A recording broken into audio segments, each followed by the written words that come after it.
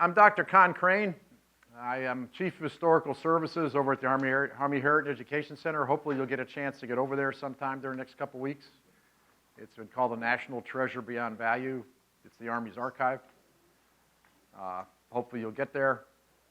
I'm also kind of the Army's history curmudgeon. For those of you that Kyle Teamy can fill you all in on it from our days past working on FM 324 for Dave Petraeus, another of my four-star West Point classmates. I've been here at the War College for almost 20 years now. Basically what I do is I do historical analysis for the Army. I just put a piece in War in the Rocks on Friday on the Army's need for an information warfare command that's starting to roll around. Presentation I'm going to give you today is actually one that I did for General Durnford and the Joint Chiefs. Well, the Joint Staff. It wasn't the Chiefs. It was General Durnford and the Joint Staff. The Joint Staff is very much concerned about how to transform services. What General Durnford told us was that he and the Joint Staff had basically decided that we had a 5 to 7 year window before we lost our edge over the Russians and the Chinese, and that if we didn't have some significant service changes between now and then, we would basically lose our edge. So that was the atmosphere for the conference that was run by the Joint History Office that had a number of us present presentations on service transformation attempts. This is a longer version of what I gave to them, but I'm going to talk about the Army, attempts to transform, attempts to keep up. A lot of this is, I know a couple of you are involved with Futures Command. A lot of this is about the Army's attempts to kind of see into the future. Generally, we've been pretty awful at it, and we'll talk about some of the reasons for that. Start out with the end of World War II, and basically everybody tries to jump on a nuclear bandwagon. The Air Force is going to go to the Strategic Air Command as being their main combat arm, gets rid of things like close air support and interdiction and any kind of tactical kind of missions to focus basically on strategic mission. Even the Army gets involved with trying to go to nukes. On the right there, that's a 280 millimeter atomic cannon, and then what it fires. On the left there is one of those of you who are at West Pointers probably remember going to the West Point Museum and finding that little Jeep-mounted Davy Crockett. That's called a Davy Crockett. What this thing is, this is a nuclear mortar. And if you read the instructions for the firing, and if you see to get the specifics for it, the blasting radius of the warhead is greater than the maximum effective range of the weapon. So if you read the instructions for the crews, it tells them to dig in deeply. But the bottom line, this attempt, the Army is basically trying to jump on a nuclear bandwagon. It gets even worse when President Eisenhower comes in, even after Korea in '52, and really wants the Army to really get into this idea of nuclear. Remember, Eisenhower's big thing is massive retaliation, more bang for the buck. Eisenhower's going to change the defense establishment very much based on nukes, and he wants the Army to do the same. So the Army comes up with this thing called the Tomic Division. And this is how they're going to fight in a nuclear battlefield. 5 battle groups. Everything's in 5s. 5 battle groups. You got 5 special heavy mortar batteries, basically Davy Crockett's. You've got 5 howitzer batteries, 5 service companies. Everything is in 5s. The idea is these groups would fight on the battlefield dispersed. Every once in a while come together, but the idea was try to avoid any kind of concentration on the nuclear battlefield. Now, the main problem with this, though, is that the Army hated it. The Army hated this whole idea of not only the nuclear battlefield idea, but also the idea of basically paying for the Air Force and Navy to go nuke. Because the other part of the mass retaliation is a much smaller Army and Marine Corps, much smaller land forces. The first Chief of Staff of the Army to deal with this is Matt Ridgway. Ridgway becomes Chief of Staff in '53. He serves 2 years before Ike basically fires him. Ridgway had a very interesting view about strategic leadership. He believed that unanimity in a high position is not desired. That dissent should be out in the open. Everybody should know about dissent. He got in front of Congress to talk about the Eisenhower's budgets, and he would say, I don't agree with these, which I thought was disloyal. But Ridgway thought that he was, because of his position and where he was, he needed to make sure people understood his dissent. Again, he only lasts a couple years, and then he's replaced by Maxwell Taylor, who's his follow-on. I used to run tours of West Point when I was in the history department there, back in one of my other lives, my younger days. And Taylor Hall, the main administrative building, is named after Maxwell Taylor. And when I would take but there's a generation of tourists who thinks it was named after Zachary Taylor, because that's what I told them. Because Maxwell Taylor was a pretty sleazy character. He really was. What Taylor did, where Ridgway's dissent was out in the open, Taylor also disagreed with the New Look mass retaliation policies. But the way he did it is in the open, he said, yeah, President, I support you fully, but he had a bunch of colonels in his G3 shop whose mission was to sow disinformation about the New Look. And eventually they got caught. The president told them to fire all the guys, and Taylor, at least Taylor, was loyal to them. He gave them all plush assignments all over the Army. But he did his resistance clandestinely instead of out in the open like Ridgway was. But there was a lot of, bottom line is the Army resisted thought that the New Look policies were bad for the country, not just bad for the service, resisted it very hard, never really put their heart into the Tomic Division, which really wasn't going to work very well anyway.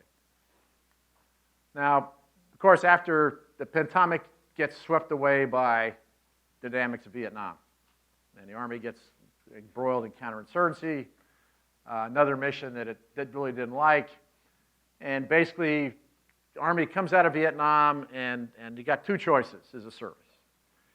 You either decide how to fight, because we're very disappointed with our performance in Vietnam. The service can either decide to figure out how to fight these wars better or figure out how to avoid them. And the service decision is we are not going to fight these wars anymore. If you even go to things like the JFK school, they are told to throw away their counterinsurgency files in the 70s. So basically the Army purges itself of counterinsurgency. And part of that is because they're studying the results of the 1973 Yom Kippur War. One of the great things about being over at AHEC is we have all of Starry's papers. And you can actually go through his papers over there, open to the public 10 to 5 every day through Saturday. And you can go through the studies he did on the Yom Kippur War. He gets in there in January of 74, looks at the Golan Heights in particular, and says, this is the future of warfare. We've got to get ready to fight a high-intensity conflict, very tank-heavy, lots of casualties, lots of attrition, just like the Israelis and the Syrians in the Golan Heights. So that's going to drive the development of new doctrine. There's also, the 70s is a time of very, very, very tight budgets. Back at West Point, one of my most famous lectures anyway, when I used to give a lecture on how I saved the Army of the 70s. Talking about my days as a second lieutenant. I graduated in 74. And how awful the Army of the 70s was. It was god-awful. We didn't have money. I mean, when I was in Korea, for our vehicles, in order to pass an inspection with your vehicles, all you had to do was have a 3x5 card that listed all the things that was wrong with it, and you got credit for the vehicle being operational, because we couldn't afford to order parts. So, bottom line is, but because there was no money, there's that great Winston Churchill quote supposedly to his staff where he said, gentlemen, we're out of money, so we'll have to think. And that's what the Army does. Just like in the 1930s, there's a lot of hard thinking in the 70s. There's also a whole, led by the Army War College, the Army changes all its leadership doctrine after, that's where we come up with FM 22-100, be no do, for some of those who remember that. There's a whole reform in Army leadership doctrine. What happens is, and each of the branches starts to develop new technology. It really starts in the 60s during Vietnam. You know, we'll talk about the Big Five in a minute, but the Big Five are developed separately. There's not a unifying, there's nobody sitting there, we're going to develop all these systems that fit together. The Big Five are developed independently by the different branches, and it's only going to be later that the air-land battle doctrine is going to give an intellectual basis to link all those new systems together. You know, it helps the Carter-Reagan defense buildup in the late 70s and early 80s, lots of money. Again, the Army develops all these ideas in the 70s, and all of a sudden they got the money to execute them going into the 80s. And there's a total institutional buy-in. You know, we can argue about the sensibility of the rejecting coin and focusing completely on large-scale combat operations. We would never do that again, right? But the bottom line is there's a total buy-in, concepts, doctrine, and technology of the service. The service really buys in all elements of the new doctrine. Air-land battle, a lot of influences on it. Starry is a key player, but we've also get a lot from work with the Germans. There's also very close ties with the U.S. Air Force. Agility, initiative, depth, synchronization. Those are the four main tenets. A lot of things, indirect approach, speed and violence, relies a lot on initiative of junior leaders, rapid, we're going to think faster than the Russians do. Again, this is designed to beat the Russians. The air-land battle is designed to beat the Russians. Another habit we seem to get into. Deep attack, clear objectives, all these are the things that make air-land battle what it is. And it's going to be exercised successfully initially in Operation Just Cause in Panama. Big Five systems, again, the Abrams tank, the Bradley fighting vehicle, the Black Hawk, the Apache, and Patriot missile system. Again, these are all conceived at different times, as far back as '65 for Patriot. They're fielded during, again, when the money shows up, they get fielded. So here's that's the Carter-Reagan defense buildup. But all these concepts are developed independently by the different branches. And air-land battle all of a sudden provides an intellectual framework in which to employ all these systems.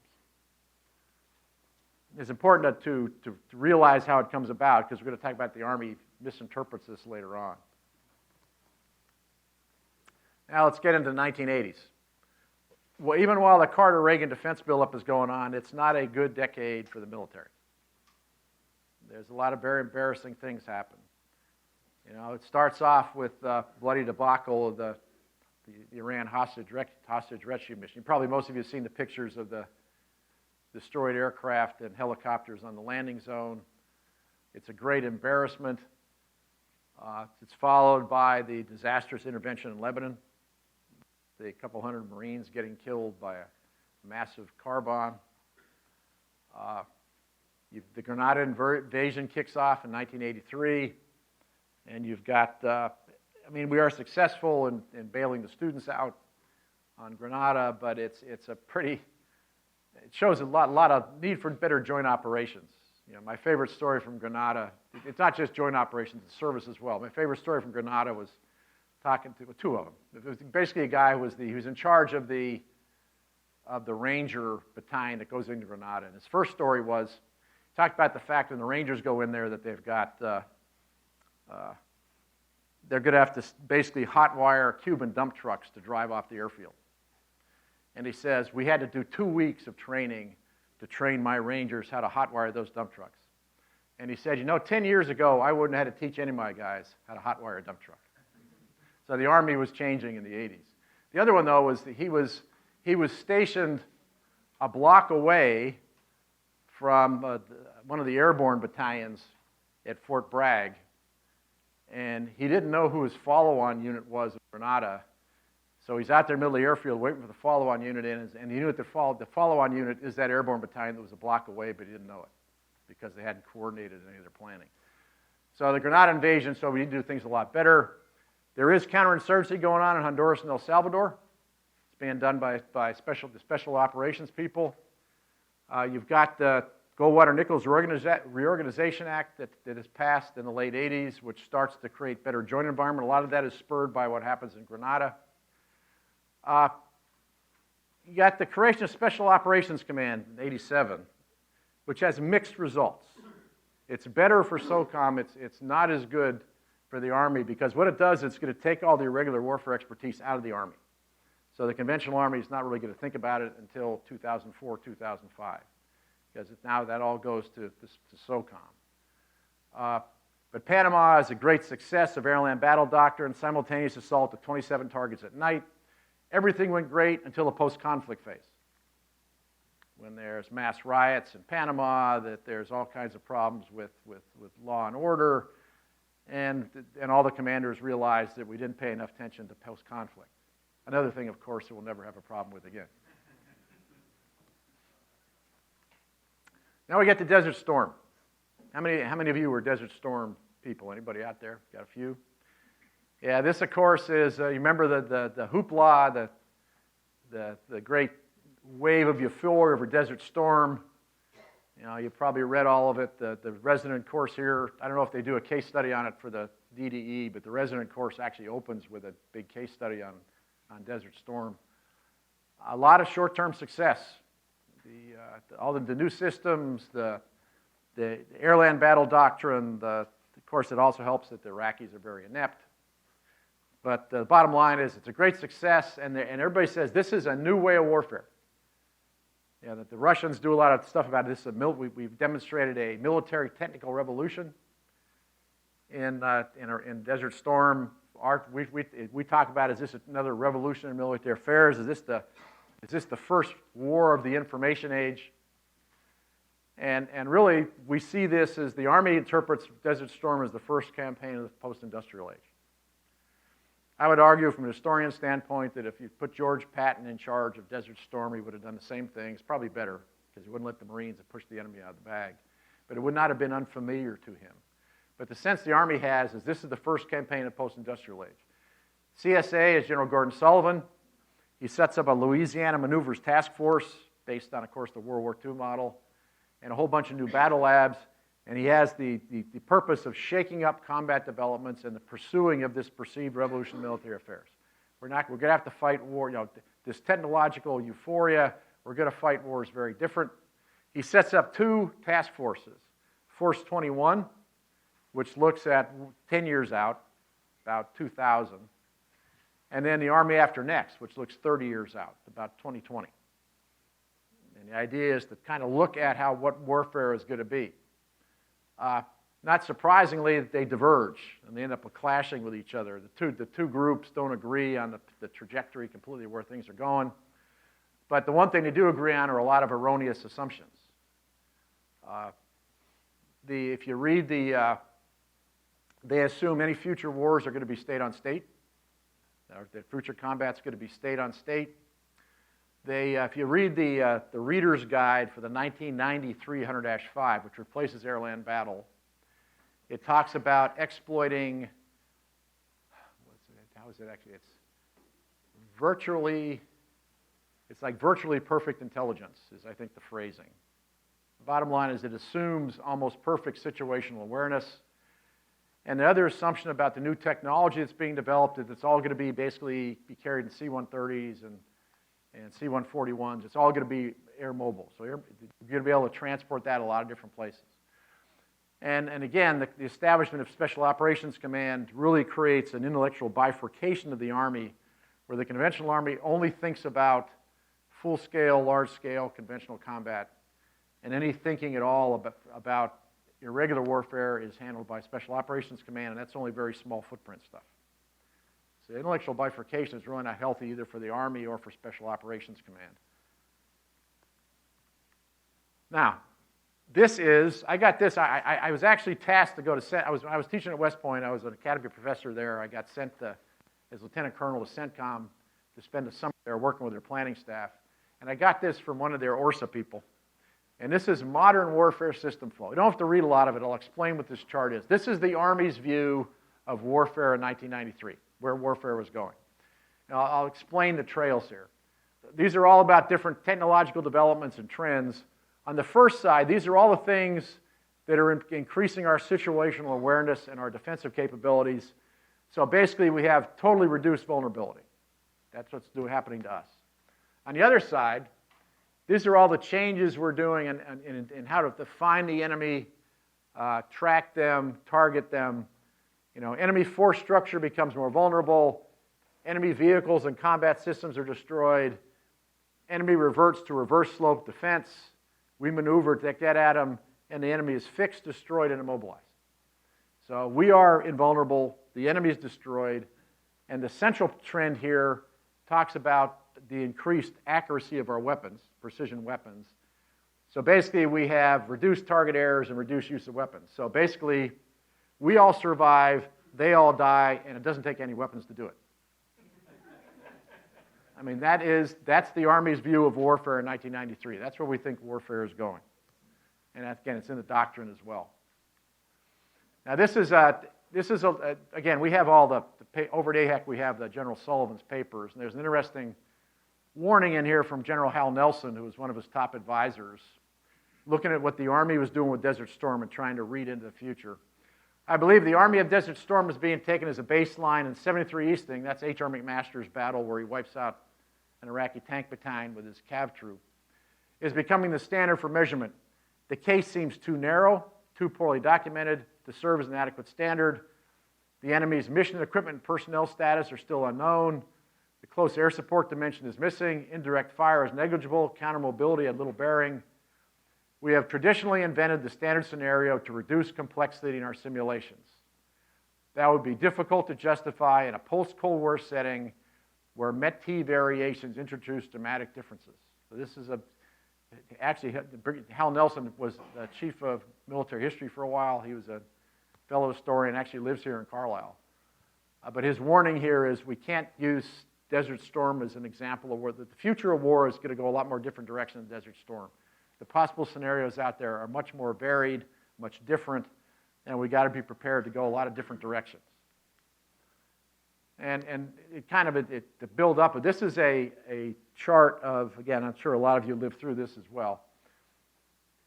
We sometimes forget that when we go into Iraq, we go into Afghanistan in 2001, Iraq 2003, the Army was already stretched very thin. This is a diagram of smaller scale contingency operations in the 90s. Of course, what's the event that happens down here that takes the lid off the box for deployments? End of the Cold War. You take away the Russian box, the Russian bear, no longer a threat. You've got Madeleine Albright going to Colin Powell and saying, what good is this Army if we can't use it? And you've got basically a 500% increase in military deployments in the 1990s. You know, places like Haiti, Bosnia, Kosovo, Somalia.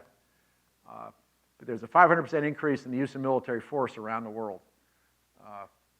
Really very steady during the Clinton administration. So the Army is already stretched. The Army is already doing a lot of things outside the traditional box. Not that it wants to do them. Again, a lot of them don't end well. You know, Somalia ends with the Black Hawk Down, the debacle in Mogadishu. Now, President Clinton could have taken it one of two ways. He could have said, I'm going to turn Mogadishu into a parking lot in retaliation. He decides, of course, to pull out instead. Haiti, successful humanitarian operation, but we can't rebuild Haiti. I was at a conference once trying to make this argument, and somebody stood up and said, how can we argue that we've been unsuccessful in Haiti? We've had 4 successful reconstructions in Haiti in the last 50 years. Yeah, he didn't understand. You guys got it better than he did. I tried to explain. He just made my point, but he didn't understand. Got Bosnia and Kosovo.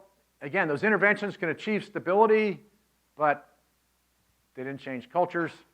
And though this was very frustrating for the Army leadership, taught a lot of junior leaders that the military had to be prepared to do other things than just kill people and break things.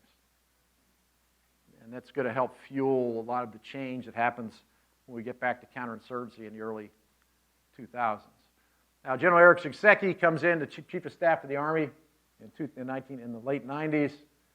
He has this Army Transformation Campaign Plan, which becomes the Objective Force Task Force. So Shinseki is trying to pin his view of the future, and remember, transformation.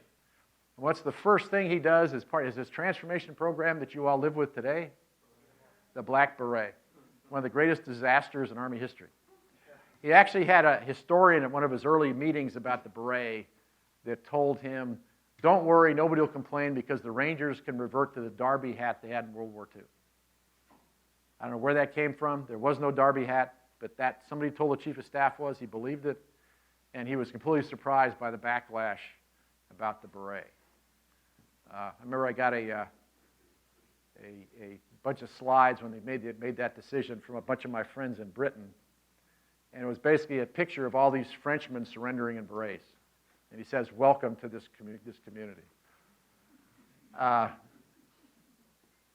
Again, Shinseki's vision is built on the same optimistic assumptions and reinforced by a lot of fixed war games. I actually went through a number of the war games, and basically the war games would be the same. You'd be in the scenario, you'd be in a tough situation, it looked like you're about to lose, and then the objective force would show up. And it would show up, it'd be brought in by a fleet of C-141s. The future combat system would be offloaded, and it went back to the image of 93. They were basically invulnerable. They would kill the enemy, and everybody would sing Kumbaya. And nobody would tell General Shinseki that the emperor had no clothes and that we don't have FCS yet. But that was all the war games went that way.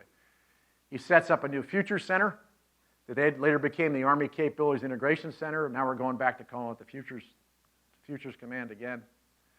He has 3 stages of his transformation: a legacy force, which is obviously the stuff we have in the 90s, an interim force built around strikers, and then a future force built around the FCS. And of course, this all is dependent on the development of this future combat system. I'll show you a slide of it in a second. Part of the problem is they misunderstand where the Big Five came from. Whoever develops FCS says, well, obviously the Big Five was all these systems were developed at the same time with the same idea, so therefore we've got to develop this future combat system with all these connected parts, and they've all got to be done at the same pace and by the same procurement people. Very unrealistic timelines. One of the things the Army, basically almost everybody is plagued by, technology never develops as fast as we think it's going to.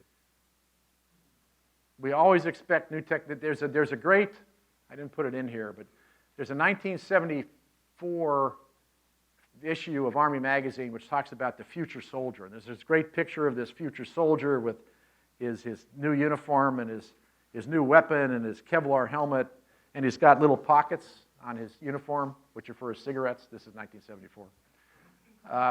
But it projects all these great things. It talks about robots on the battlefield and all this aerial transportation, all these great things. Or no, correction, this is 1956. It's 1956, but it expected all these things to develop by 1976. And of course, a lot of them are developing today, but that's 40, 50 years later. I mean, technology, there's actually a DARPA study that mentions, and I'll get to that a little bit later, but there's been some studies about how fast technology develops, and it rarely develops as fast as you expect it to. The future combat system has massive cost overruns, all kinds of failures of the technology, and it's basically killed in 2009. That money is shifted over to GWAT. It follows the demise of the Crusader and Comanche systems as well. You're probably aware some of that Comanche was a helicopter that would only fly at night.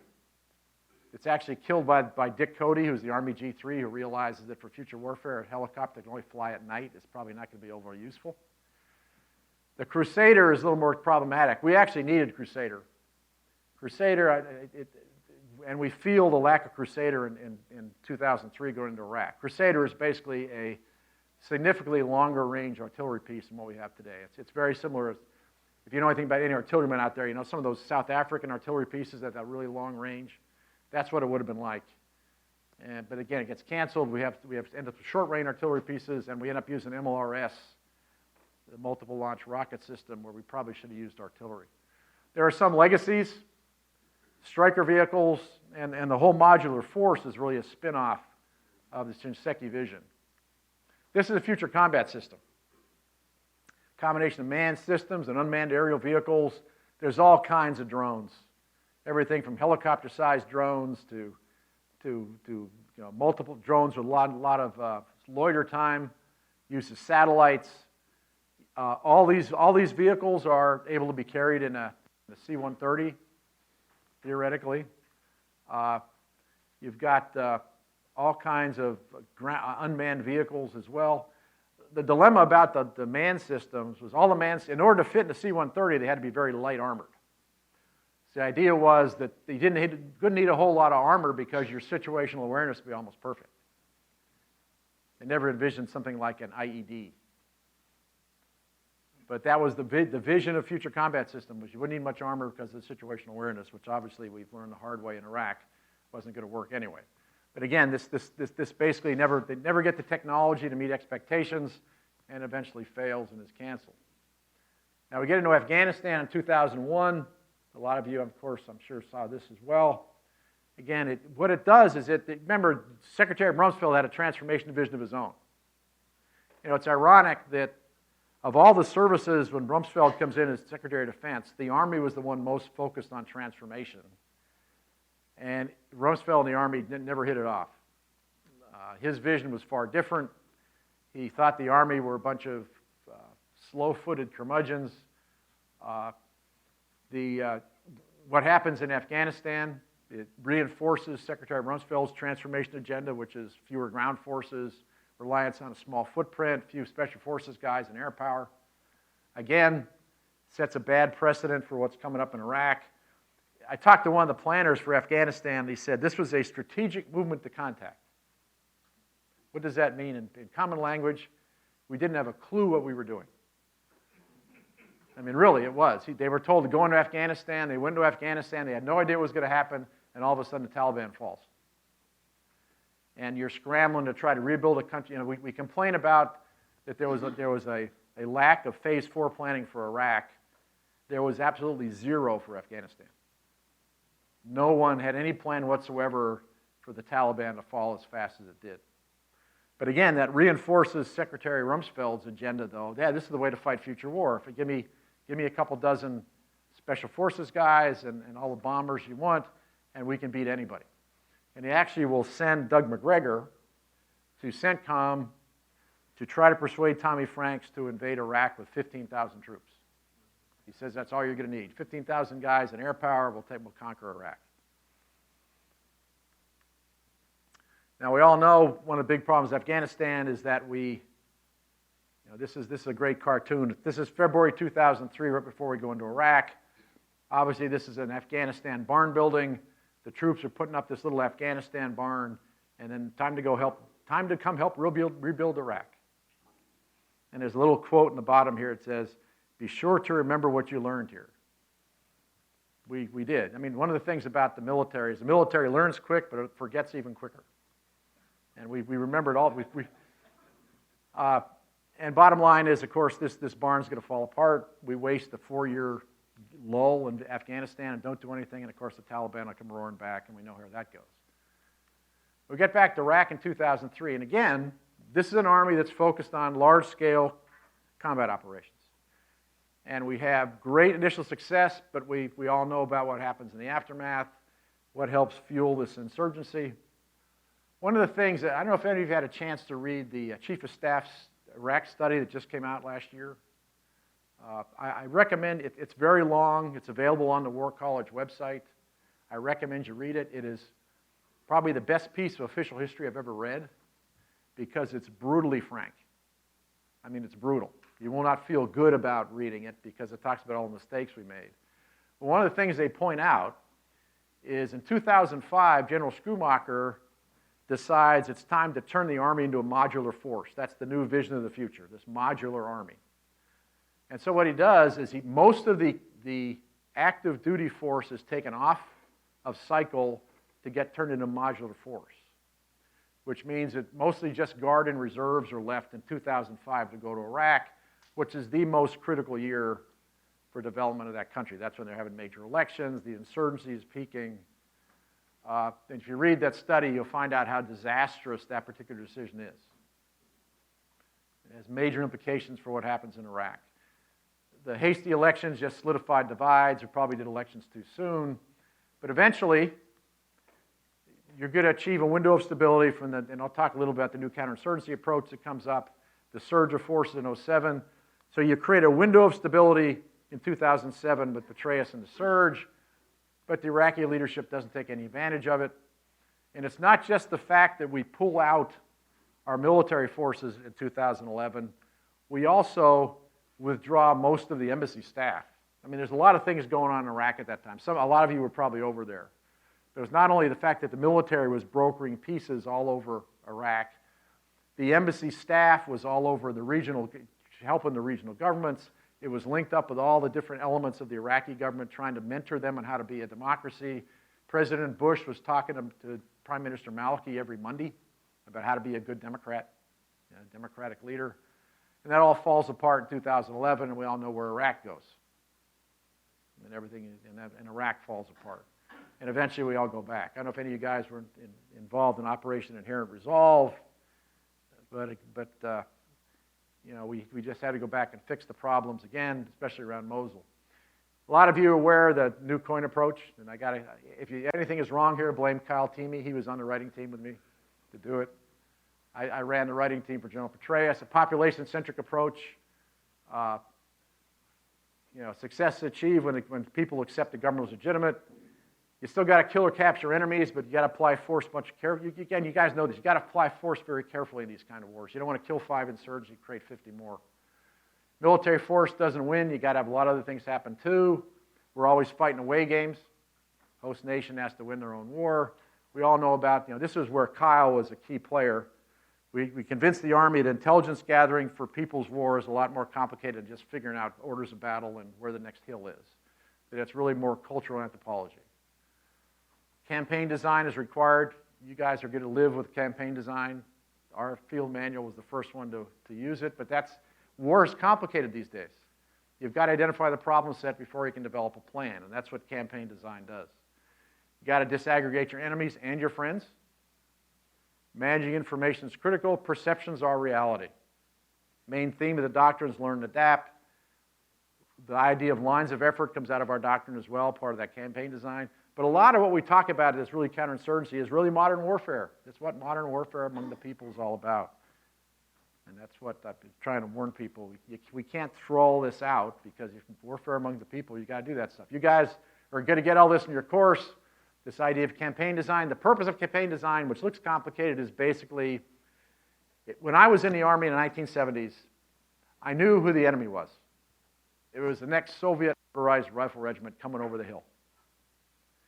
The world you guys are going into, and for all the women here, guys to me is a neutral term, so please don't take offense. The world you guys are going into, you have much more complicated problem sets than that. You've got to figure out the problems you've got before you can develop a plan. You know, this is modern warfare. It's not just combat operations. It's also development, host nation security forces, essential services, governance, economic development, all these things trying to change people's attitudes. And it's all wrapped in information operations. We forget that. Every action has an information reaction. I'll talk about that a little bit more as well. This is an example of this is Anbar Province. This is Jim Mattis's war plan in Anbar Province. He's got 3 different enemies. He's got he's got a tribal insurgency, he's got a Ba'athist insurgency, and he's got Al-Qaeda. And he's got to deal with each different enemy differently. And of course, what happens in Anbar Province is we get these guys to kill those guys. We finally persuade the tribes to turn and kill Al-Qaeda. A lot of reasons for that. Great book by Carter Malkasian about that, I recommend. But the bottom line is it's a different kind of war, though. You got to disaggregate your enemies and deal with them differently. Now, here's our reaction to 17 years of GWII, which again, you guys, a lot of you have lived through. We don't want to do any more ground intervention. 2012 DPG says we're not going to do counterinsurgency or stability ops anymore, any large-scale ones. Though if President Obama did admit that the worst mistake he made in his administration was going into Libya without any land power. He has admitted that. We've got new organizations established for these advise and assist missions. I don't know if any of you are associated with any of these advise and assist brigades. Bottom line, though, is all services are reluctant to do the missions. They don't see them as being career enhancing. They don't see them as, and again, the big focus now is on large-scale combat operations. Because we think that those, and they have, our abilities have deteriorated to some extent in those areas. Though Dave Petraeus will be the first to say that there was a lot of very nasty combat in Iraq and Afghanistan. But no, we have not maneuvered large combined arms forces in a battlefield in a while, and we've got to regain that. We're finding the modular force is probably inadequate for that. There's a lot of discussions going about how to change the modular force to be more ready to fight. You know, do we need to have more robust divisions again? Do we need to break out of this brigade structure and create more robust higher headquarters? How do we reorganize? And there's also this realization that Simultaneous operations required in airspace, cyber, land, and sea domains. You know, you guys, I'm sure, will get briefings on what we perceive the threats are going to be today. You know, this is the vision of the current and the future threat. They create standoff. In peacetime, they do it with diplomatic and economic actions, information warfare. In wartime, they're going to try to use, just like we do, a lot of standoff operations, a lot of electronic warfare, space and cyber operations. You know, they're going to try to separate us. And basically, the feeling is, and this is with the people working on this future concept of fight, the multi-domain operations that I'll talk about, we think that our joint force and our partners and our allies are too predictable. That we have become much too predictable. The enemy knows, in other words, we were successful fighting against the Russians and the Iraqis with air-land battle because they were very predictable what they were going to do. If you remember planning back in those days, you were looking for that one, the rags and the dags, the regimental and division. You could point the divisional and regimental artillery groups, you could line up the whole Russian array because they all had a certain pattern they were in. The argument is that we have become also too predictable and that somehow we've got to break out of that mode and we've got to counter the enemy's ability to, not only in the armed conflict phase, but also in the competition phase, to negate our advantages and to create this you know, you're going to talk about gray zone conflicts, you're going to talk about all aspects of information warfare, but the enemy has become very adept at confusing us and keeping us from exerting our full power in the various realms. Now, this is multi-domain operations as it's envisioned. You've got, again, I'm sure you'll get more of this, but basically it talks about synchronizing windows of opportunity. You know, for the maritime, if you're going to do an invasion from the sea, you've got to negate enemy undersea capabilities, enemy mines. You've got to create a window of opportunity. You've got to be able to get, your cyber stuff is going to get jammed, your communication is going to get jammed. Somehow you've got to procure a window of when all that stuff is working to synchronize your operation. You're going to coordinate your land forces to try to, you know, the best way to take out an enemy radar is put a tank round through it. You know, the best way to take out a hacker is put a bullet through his forehead. I mean, there are different ways that the different domains will combine to create these windows of opportunity. You got to synchronize. It's going to be a very, very complicated choreography, the way that multi-domain operations is envisioned, because you got to make sure that you got your things are working at the same time in order to facilitate. If you're going to drop an airborne operations, you got to suppress the enemy's air defenses. If you're going to do a major ground invasion, you want to make sure that you can take out their sensors. You do that with electronic warfare. You do that with all kinds of different methodologies. Now, just some general insights, and then I'll open it up for some questions. Bottom line, without course corrections, the maximum effective range of a future prediction is about 20 years or less. And that's very much shown from our own experience. If you try to go out more than 20 years, you got to make course corrections. You're never going to get it right. Anybody who works with the Navy will develop these ships that take 30 years to build. And after about 15, you got to completely overhaul them because warfare has changed. And you got to change it for the way that warfare has gone. There's actually a big DARPA study that looks at the development of technology, and what the study concludes is that the technology that's going to be most important in the next 15 or 20 years already exists somewhere. It might not be fully fielded. It may just be in a laboratory. But one of the problems with the future combat system was the future combat system envisioned a bunch of technology that was not in existence yet and expected it to be around in 10 years. And it never showed up. So the warning here is technology rarely develops as fast as expected. Even, you're probably all aware of Moore's law. Moore has come out and said his law is no longer relevant because it's come up against the laws of physics. And you can't change that fast anymore. There are limits to that kind of change as well. So we got to be very careful about what we assume for technology in the future. The proper intellectual basis for transformation is more important than technology to execute it. Now, the Army in the 1930s was pretty smart. Didn't have a lot of money. developed a lot of ideas for technology but couldn't field them. But the leadership said it's most important we have an educated officer corps that can adjust to the new conditions when a war starts, and it will. And so all that leadership that leads us through World War II with all kinds of adaptation and change were all trained in schools during the 1930s in a time when the Army didn't have a whole lot of money. But there was a unified vision for how they were going to fight when the war came.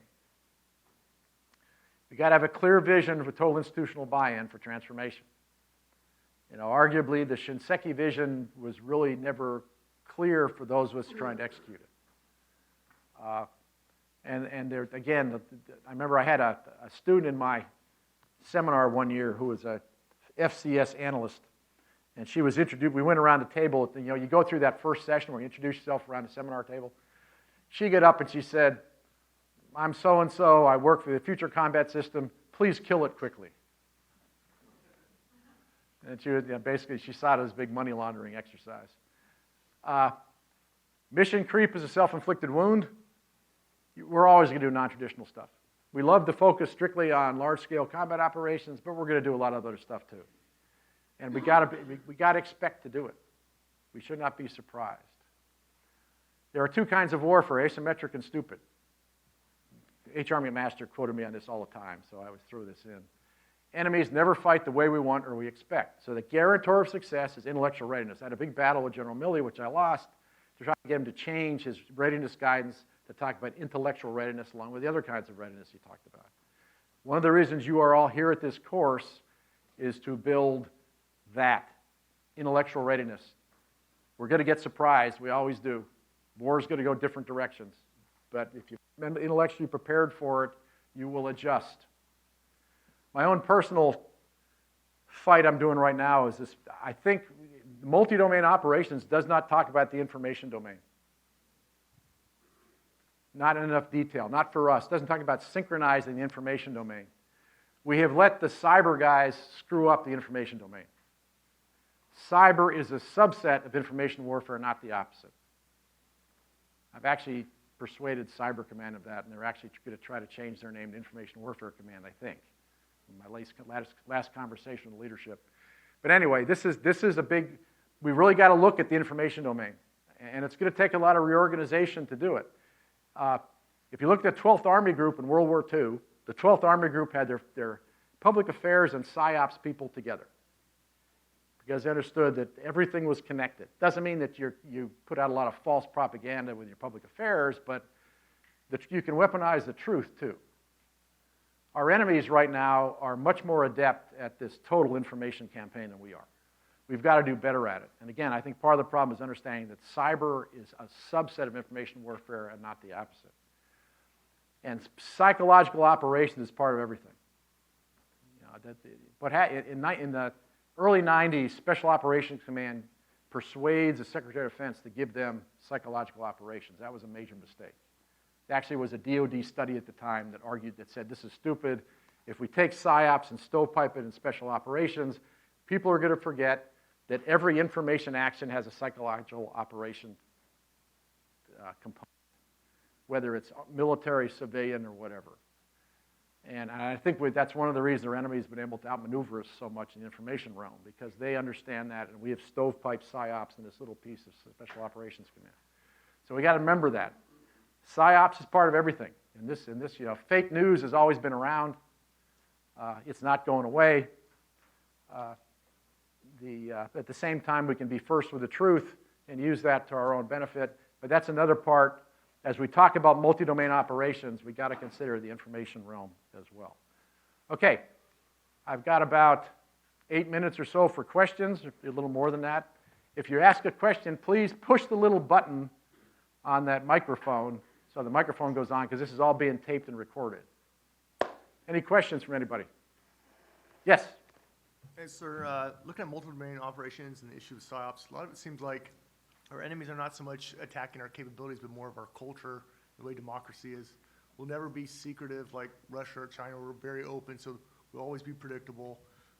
We're always open to information from all different sources. It seems like that's really where our vulnerabilities are. You're right, and a lot of it depends on having an educated society that's able to tell what is fake news and what is not. A lot of it is we've got to be more, again, remember, those of you who served with General Petraeus, remember General Petraeus' guidance in both Iraq and Afghanistan, one of his first tenets was, two of them, be first with the truth and don't put lipstick on a pig. The point he was trying to make is you got to be really quick to get the truth out there, and if something goes wrong, you admit it. You don't try to hide it, because it's going to come out anyway. And we can do that better. We can also do, I remember when I was in Iraq, it was actually back when Kyle and we were just starting the writing project, there was a conference out of Fort Leavenworth on information operations. It was December of 2005. And I heard a presentation by a brigade commander who said he'd done an operation in Iraq going after an enemy that was holed up in a mosque. And what he did is he got Iraqis to go in. He filmed the whole thing. He had a film crew out there. They filmed the whole thing. The Iraqis went in. They brought down the mosque. Very careful, very select use of munitions. No Americans involved in the actual combat. Had the whole thing on film. Went to his chain of command and said, "I've got this. We just did this operation in this place, and we've accomplished this, and I have a film. I want to show it when we announce the operation." It took about 3 days to get it through the chain of command.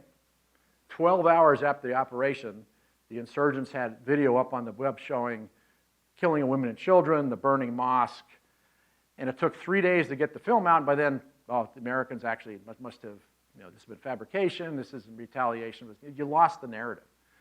So we can be much more proactive in the narrative than we have been. So that's the one, again, I'm not saying we have to create propaganda and lies and things, but I think we need to integrate it and understand that everything we say has an impact. We need to do a better job coordinating what we say in public affairs while we're trying to do a psychological operations campaign. Because sometimes it will have public affairs being very truthful and saying one thing, and a psychological operations campaign that's going a different direction, and people pick that up immediately. So we've got to do a better job coordinating those and getting things out of stovepipes. So that's part of it. But you're right, we're a different society. All we can rely on is getting a lot of stuff out and hope the people have the sense to understand it, and also understand that this is going on, that the enemy is targeting us, and that this is information warfare is going on right now.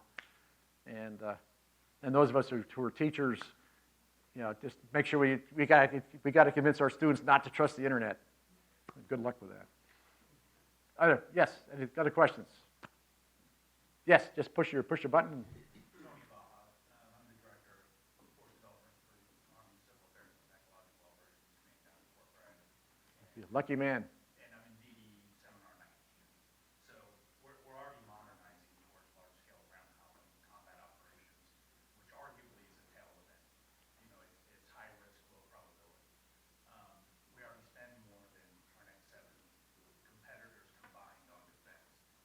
Aren't we guaranteeing that it's going to be indirect approaches and information warfare and irregular warfare that our opponents are going to likely choose just because of our strength? No, it goes back to my point. There's two kinds of warfare: asymmetric and stupid. If we're real, everybody is looking for an edge. Sometimes that edge is a lot of stuff. I mean, sometimes the edge is you got 10 tanks, I got 100. That's the asymmetric edge. But you're right. Our enemies, they're not going to be stupid enough to fight the way we want them to fight. We saw, that unless they're Iraqis. Now, it's great to fight the Iraqis because they would do that. But yeah, you're right. I mean, and there's a dilemma here, though. And I'll admit this, as I've been a counterinsurgency guy and a regular warfare guy, but the great deterrent hammer that we have is the fact that we can put an Army division on the ground and run over you and put a bayonet at your throat. I mean, there's just there is no form of compellence stronger than a U.S. Army division. And so, yes, we got to maintain a robust, large-scale combat capability because that's what scares people. That's what deters people. But you're right. The more successful we are at that, the less likely we are that anybody's going to challenge us that way. I mean, it's a dilemma. You just can't avoid it. We just have to realize that. But we need to keep. That's our main deterrent clout, is having that ability that we can run over people. But it ensures that much less likely they'll actually give us a chance to do that, which is the dilemma for. I don't envy you what you're doing, but we've got so many threats in so many different ways, and got to be ready for all of them in one way, shape, or form. And that's, of course, that's why you're here. You're going to learn how to do all that here in this course, which is a great course, by the way. I'm a 1995 DDE grad. That was back in the days when the resident course did one paper the whole year, and I did 20. It was much more, actually, I got a lot more out of the DDE course than anybody got out of the resident course until, at least, the resident course now is very different. It's much more robust. It's much more competitive with DDE. But back in the 90s when I went, DDE was a lot better course than the resident course. Other questions? We've got a couple minutes. Yes? You described like the 1930s intellectual basis, small budgets, crisis, small army, and then an existential threat, World War II. You talked about the 1970s, where, again, kind of not quite an existential threat to the army, but serious problems, smaller budget. From your perspective and your study, a lot of this is lessons observed. What is the catalyst for us to be able to take a look at this and truly make transformation work for us versus just a repeat of the number of decades you just outlined? That's a good question. I mean, it's like I said, the military remembers and then remembers quick and forgets quicker. I mean, it's what makes a lesson observed into a true lesson learned. I actually did a presentation. We had a conference on Afghanistan in Scotland. I always thought they spoke English in Scotland, but I found out they really don't. But we talked about Afghanistan, and the pitch I tried to make was just that we had a lot of observation from Afghanistan, but lessons actually learned, a lot of them were the wrong lessons. Rumsfeld learns that small footprint and air power will work. Of course, then it doesn't in Iraq. We learned we can ignore Phase 4 operations in Afghanistan. It doesn't work in Iraq. So a lot of times, the lessons we take are the wrong lessons as well. You know, it's in some ways, you know, to play the historian's game, a lot of times you don't know if you took the right lesson or not until 50 years later when the historians judge it. That's a rough. It's always a little bit of a shot in the dark looking into the future. But you know, I guess that you want to base it on. You want to make sure you question all. First thing is to question every assumption. I think that's something for all your whole course. Every time somebody says something to you, think about what are the assumptions behind that statement and are they true? A lot of times when you look at where we go wrong in our future projections, it's because we had a lot of bad assumptions. So challenge your assumptions. Challenge your history as well. History is, and you'll get some of this in the course as well, there are no lessons from history. That's coming from a historian. There are lots of insights. But you can't take what happened today and say this is going to happen the same way tomorrow.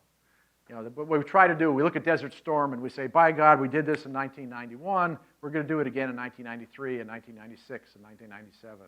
No, things change. Enemies adapt. Times change. New technologies develop. New ideas appear. You've got to keep up with those as well. You know, there's a great statement by Michael Howard, the famous British historian, who said that the purpose of military doctrine is just to not be so far wrong that you can't adjust when you actually get into war. So in many ways, that's the best judgment. Is you want to create a doctrine, a body of thought that is flexible enough that it gives you a starting point to adapt when the rubber meets the road, adapt when the bullets start flying. I mean, that's kind of a wishy-washy answer, but that's about the best I can give you. It's a messy business. We do the best we can. Intellectual agility is a key. You got to be prepared to change, question your assumptions. Okay, I'm out of time. Thank you very much.